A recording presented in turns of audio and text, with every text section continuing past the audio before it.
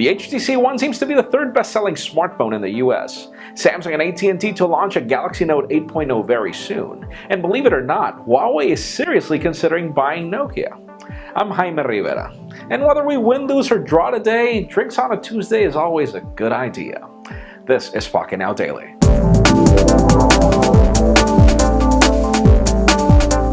Let's start today off with some product releases. Those of you curious of the Galaxy Note 8.0 from Samsung, well, it wasn't cheap to buy it necessarily unlocked out there in just a Wi-Fi model. Now it's going to be available on AT&T for $399 after a 2-year contract, which is still not cheap, but you can also acquire it as a bundle if you buy any Galaxy S4, Galaxy Note 2. You can also bundle the tablet for $199 after the typical 2-year contract. Obviously, this is probably not the best tablet in the world, but it is the best form factor for Note input, so links down below for a full review.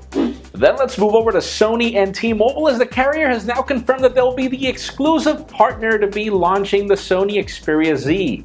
And sadly, that's it. I mean, there was no other news on specific dates, pricing points. They just said that they'll be launching the Xperia Z in the next couple of weeks. And it's just sad to see that it took Sony 6 months to land a carrier, and not the biggest carrier in the US as well, but still, you know, the Sony Xperia Z is a good product. Links down below to the review, and we'll keep you posted as soon as they consider that the weeks are done, which there are 52 weeks in the year.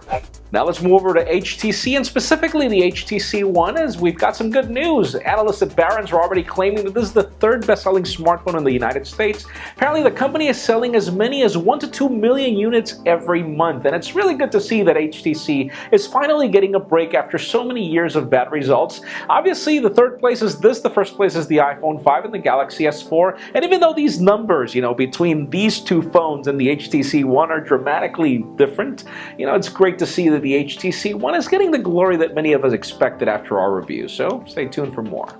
Now, speaking of HTC, some odd news did make the headlines today, as 2 ex-marketing employees that have left the company after the full exodus that's been happening recently have just started their own smartphone company, and it has nothing to do with Shaquille O'Neal, but it's called Kazam. Yeah, I know the image is not related, but still.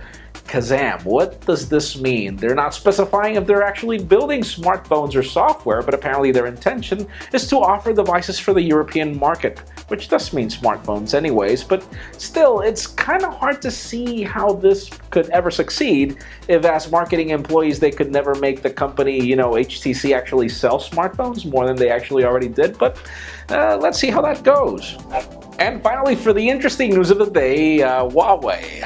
Yeah, that is a smartphone company that I rarely talk about, but they're making headlines today, and I'm willing to talk about them because, well, first of all, they were in London today announcing their new and incredibly thin Ascend P6.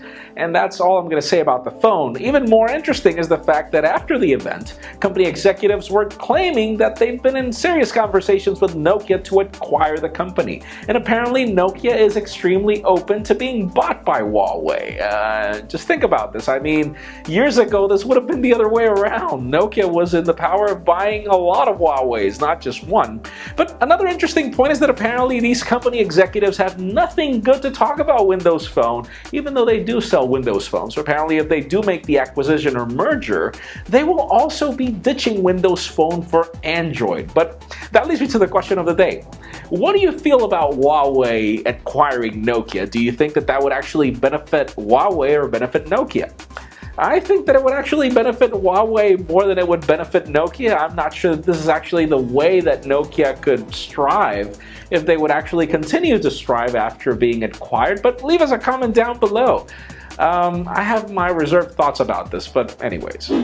Of course, as always, for an earlier scoop of everything that's happening in the smartphone and tablet world, make sure you follow us on Pocketnow.com, subscribe to our YouTube channel. You can also follow me on Twitter at Jaime_Rivera. Please give this video a thumbs up if you like what you saw. I am Jaime Rivera. Thank you very much for watching. We will see you tomorrow.